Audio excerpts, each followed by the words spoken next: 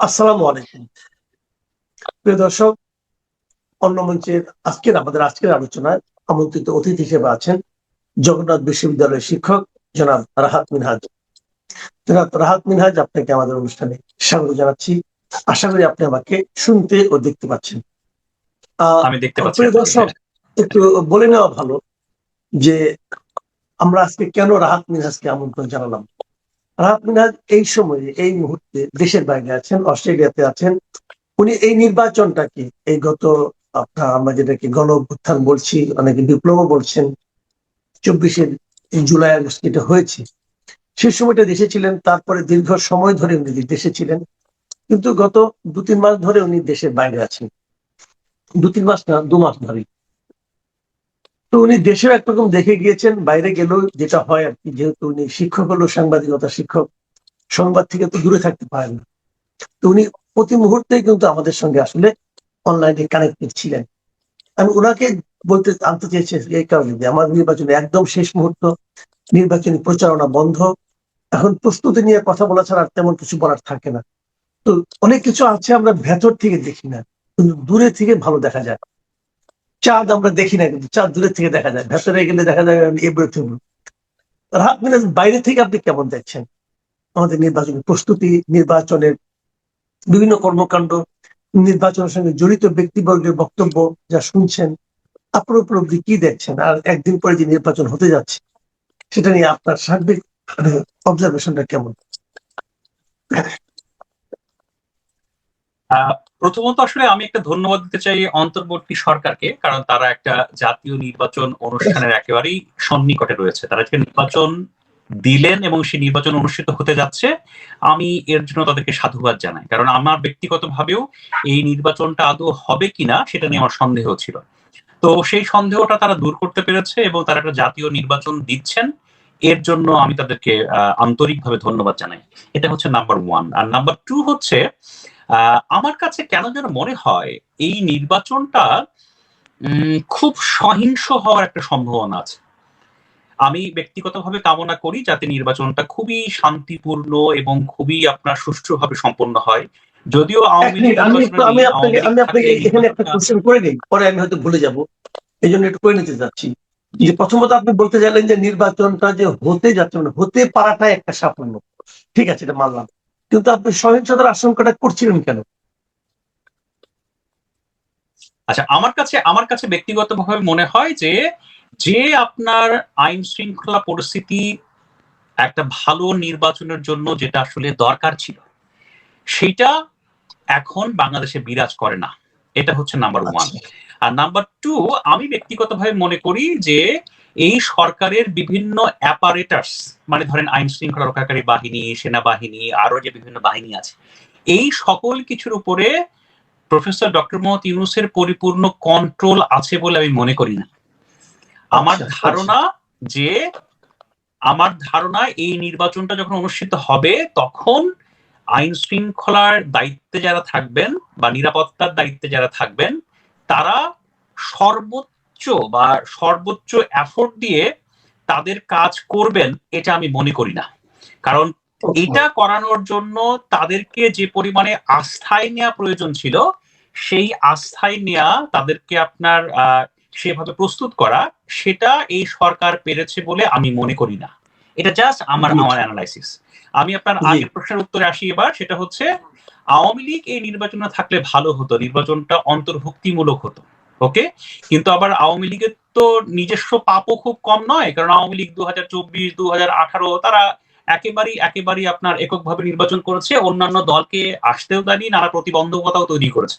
তার মানে হচ্ছে আওয়ামী লীগের প্রতি আমরা বলছি আওয়ামী লীগ থাকলে ভালো হতো, কিন্তু এটাও মাথায় রাখা প্রয়োজন যে 18 এবং 24 ইলেকশনটা তো আওয়ামী লীগ অনেক খারাপ করেছে।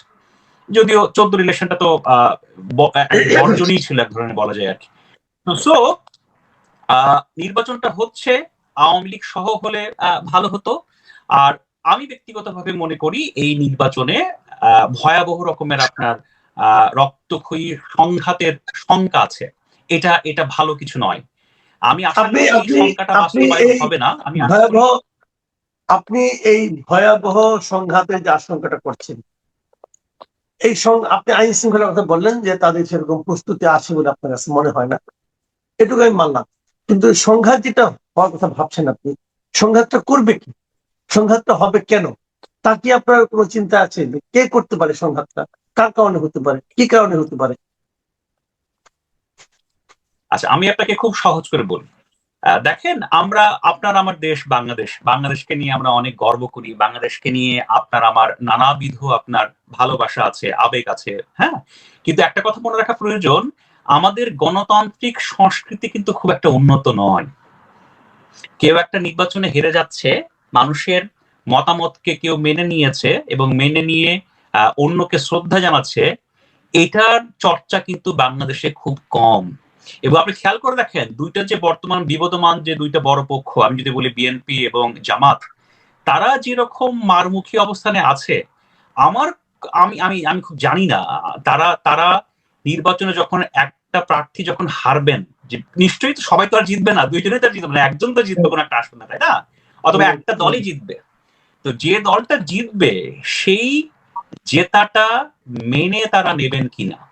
আরো ভয়ঙ্কর বিষয় হচ্ছে, যদি কোনো পক্ষ মনে করে তারা নির্বাচনে হারছে এবং নির্বাচন তারা এখন ভন্ডুল করতে চান, এবং তার জন্য তারা যদি শক্তি প্রয়োগ করেন, তার জন্য তারা যদি সহিংসতা করেন, সেই সহিংসতা ঠেকানোর জন্য আইন শৃঙ্খলা রক্ষাকারী বাহিনী বা নিরাপত্তা বাহিনী অনেক বড় বল প্রয়োগ করবে বলে আমি মনে করি না।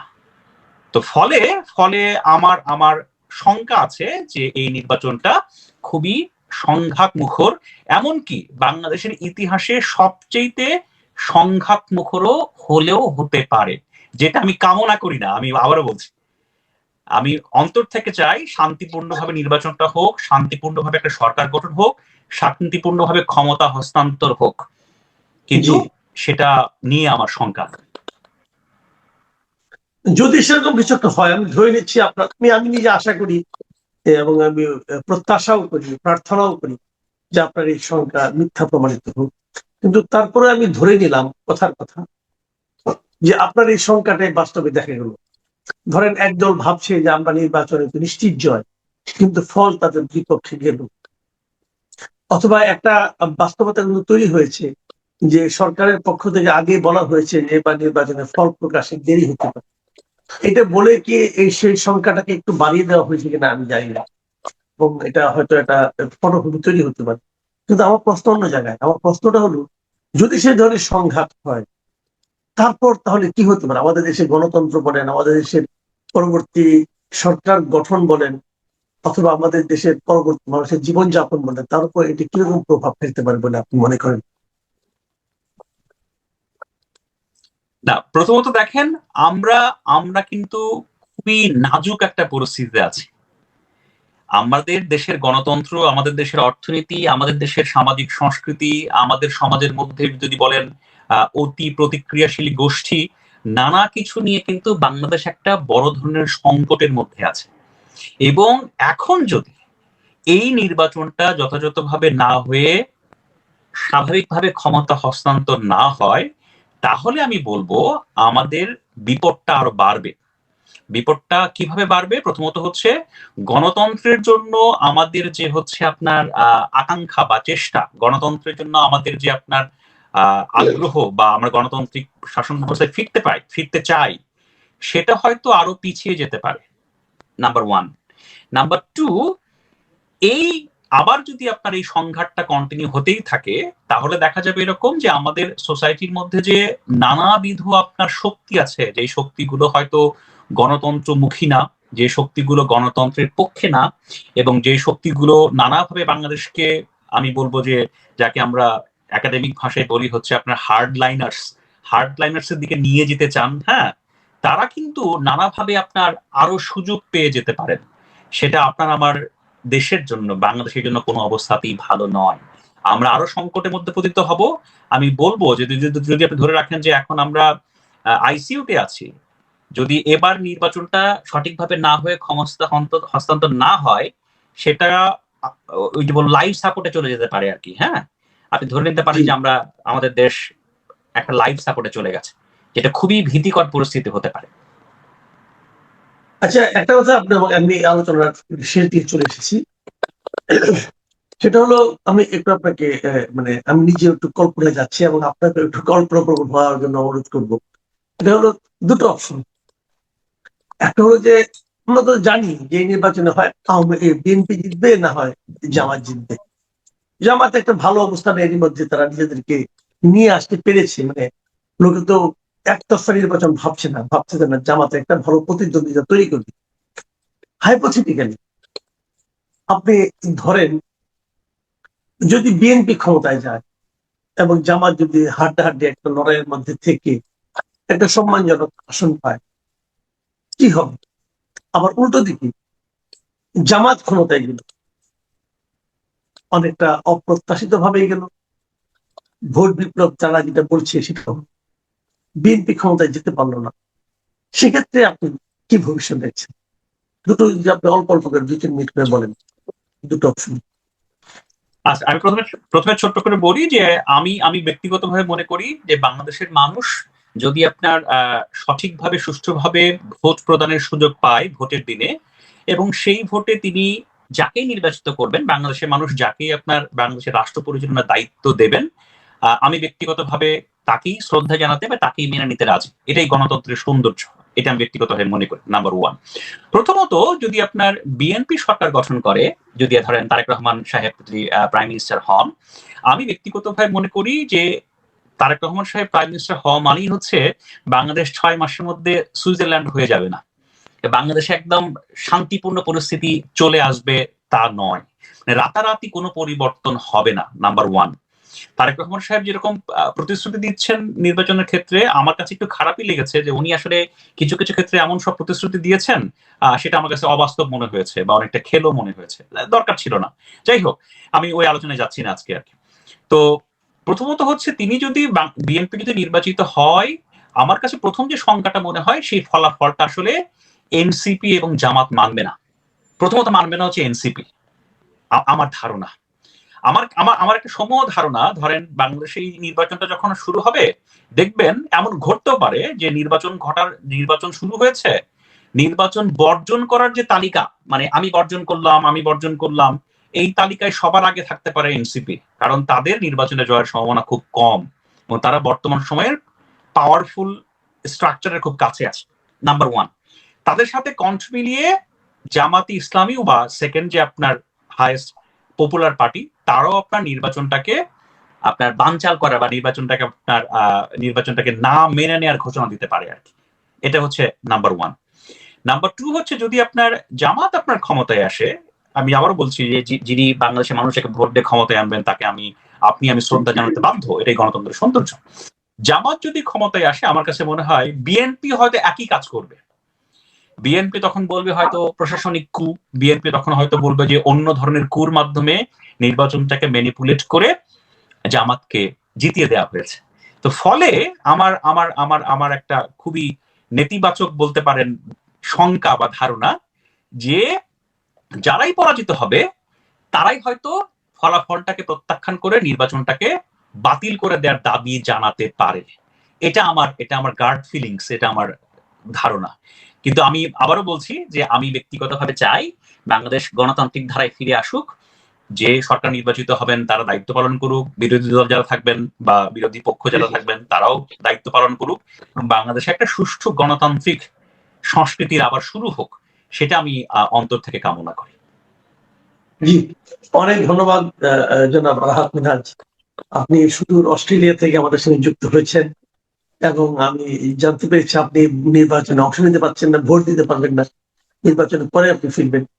আপনি যে সমস্ত আশঙ্কার কথা বললেন, আমি আশা করি আপনি যখন দেশে ফিরবেন তার কোনো কিছুই ঘটবে না, এমন কিছু হোক, আপনার প্রত্যেকটা আশঙ্কা মিথ্যা প্রমাণিত হোক, এই প্রত্যাশায় থাকলো।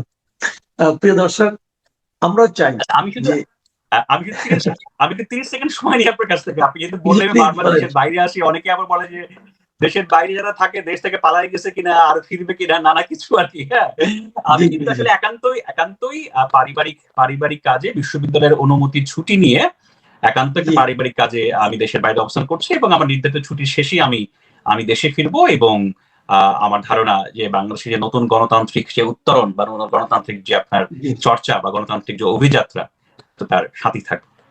ধন্যবাদ। জি, অনেক ধন্যবাদ, অনেক ধন্যবাদ। আপনি আমাদেরকে আশ্বস্ত করেছেন যে আপনি আসবেন। আসার আগে আপনার সঙ্গে আরো একবার মিলিত হওয়ার চেষ্টা করবো আমরা। প্রিয় দর্শক, আমরা আসলে সবাই চাই যে একটা ভালো নির্বাচন হোক। আমরা তো আসলে নির্বাচনকেই হারিয়ে ফেলেছিলাম। সেই নির্বাচনটা আবার আমাদের মধ্যে ফিরে আসুক এবং খুব স্বস্তিদায়ক ভাবে ফিরে আসুক, এই প্রত্যাশাই আমরা করি। একদিন পরে নির্বাচন, আপনারা সবাই ভোট দিতে যাবেন, শান্তিপূর্ণভাবে ভোট দিবেন এবং অপেক্ষা করবেন আপনার দেওয়া ভোট কাকে নির্বাচিত করলো, কাকে নির্বাচিত করলো না, সেই ফলাফলটা আপনি শান্তিপূর্ণভাবে জানবেন। এই প্রত্যাশা থাকলেও সবাই ভালো থাকবেন। এ পর্যন্ত। আল্লাহ হাফিজ।